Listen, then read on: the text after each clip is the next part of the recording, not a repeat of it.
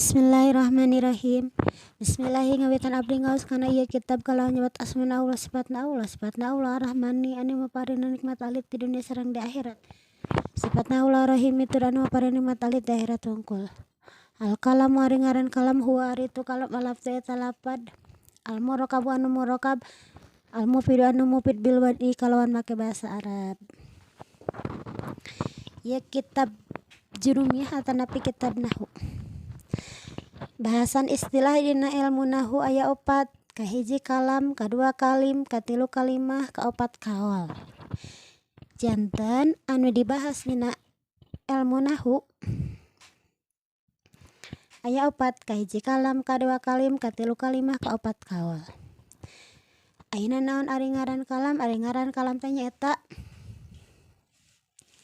kalamnya eta al kalamu huwa lafzul murakabu al mufidu bil wad'i. Kalimah anu kumpul pasaratan anu 4, kahiji lafad, kadua murakab, katilu mufid, kaopat wado. Ayeuna kahiji naon ari ngaran lapad? Ari ngaran lapad teh nyaeta as-sautul musta'malu ala ba'di hurufil hijaiyah. Sora anu ngurung kana salah sahijina huruf hijaiyah. Jadi ari ngaran lapad teh nyaeta sora anu ngurung kana salah sahijina huruf hijaiyah anu 28. Contohna seperti lapad jaidun qaimun. Tah dina lapad jaidun qaimun teh ngurung kana salah sahijina huruf hijaiyah. Anu kadua nyaeta murakab. Naon ari ngaran murakab? Ari ngaran murakab nyaeta ma tarakaba min kalimataini fa aksara. Kalimah anu tersusun tina 2 kalimah atawa leuwih loba. Tah ari ngaran murakab teh nyaeta kalimah anu tersusun tina 2 kalimah atawa leuwih loba.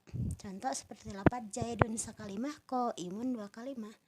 Tah eta kaasup kana murakab sabab aya 2 kalimah nyaeta jaidun qaimun. Anu katilu ngaran kalam teh nyaeta mufid. Naon ari ngaran mufid? Ari ngaran mufid teh nyaeta ma apada faidatan yahsunu sukutu minal mutakalimi wasami alaiha.